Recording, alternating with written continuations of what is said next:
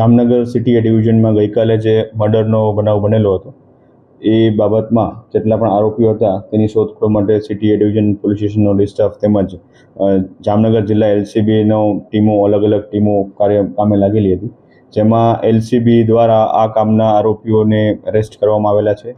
જેમાં એક આરોપીના નામ છે આબિદ મુસાભાઈ ચાડ, હુસેનભાઈ દાઉદભાઈ જુણેજા, અયાન ફિરોજભાઈ સુદાગુનિયા, મોહમ્મદ રેહાન યાકુબ સંધાર.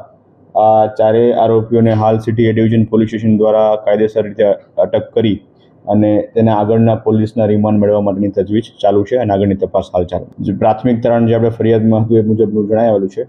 વિશેષ કોઈ કારણ જણાવવા માટે હાલ તપાસ ચાલુ ના એ બાબતની તપાસ હાલ ચાલુ.